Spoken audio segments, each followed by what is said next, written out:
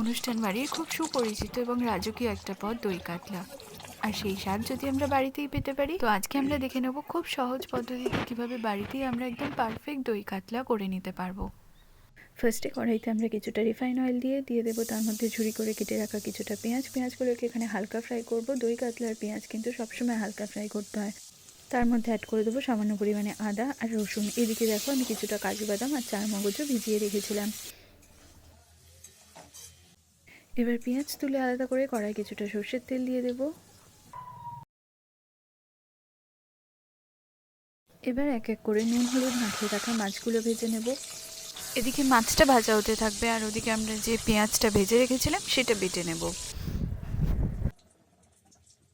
এখানে আমি কিছুটা গোটা মশলা হিসেবে নিয়ে নিয়েছি দুটো শুকনো লঙ্কা, এলাচ, লবঙ্গ আর ডালচিনি।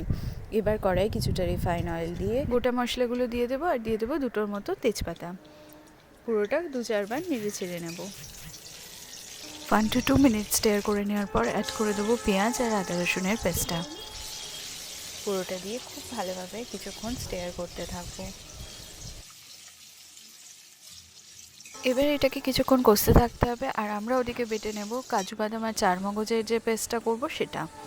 দেন আমরা সেটা এর মধ্যে অ্যাড করে দেবো, দিয়ে পুরোটা আবারও খুব ভালোভাবে মিশিয়ে নেব। কিছুক্ষণ কষতে থাকবো।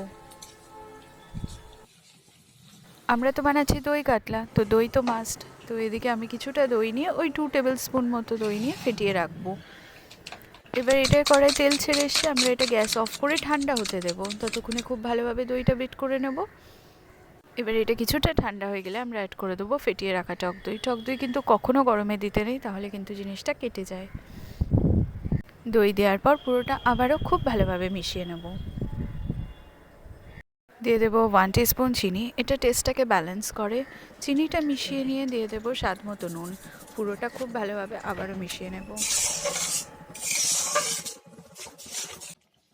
এবার আমরা অ্যাড করে দেবো 1 টিস্পুন জিরে গুঁড়ো। খুব ভালোভাবে পুরোটা আবারও মিশিয়ে নেব, কিছুক্ষণ কষতে থাকবো।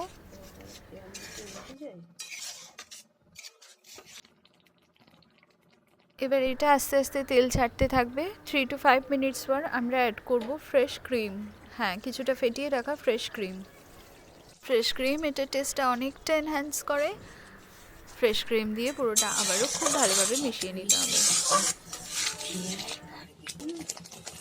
এই স্টেজেতে এবার আমরা জল অ্যাড করে দেবো 1 কাপ মতো গরম জল। জলটা নিজেদের রিকোয়ারমেন্টস অনুযায়ী ইউজ করতে পারো।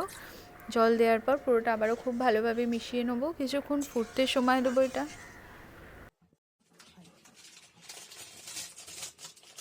একটা বয়েল এসে যাওয়ার পর অ্যাড করে দেবো ভেজে রাখা মাছগুলো।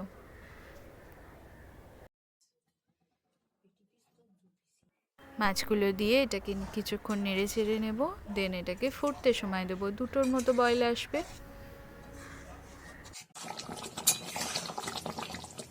এবার কালারটা দেখে বুঝতেই পারছো এটা আমাদের একদম রেডি হয়ে গেছে। আমরা প্রায় ফিনিশিং স্টেপে রিচ করে গেছি। এবার আমরা দিয়ে দেবো কিছুটা ক্রাশ করে নেওয়া কাসুরি মেথি, ঘি আর গরম মশলা। এবার পুরোটা খুব ভালোভাবে মিশিয়ে নিয়ে কিছুক্ষণের জন্য কভার করে রেখে দেবো, যাতে করে ঘি, গরম মশলা আর কাসুরি মেথির পুরো ফ্লেভারটা এটার মধ্যে ভীষণ ভালোভাবে অ্যাবজর্ব করতে পারে। সার্ভ করো গরম ভাতের সাথে, জাস্ট অসাধারণ লাগে। আর খুব সহজেই এরকম সুন্দর সুন্দর রেসিপি পেতে চাইলে ফলো আর সাবস্ক্রাইব করতে ভুলো না সুতোষ সেনের কিচেন।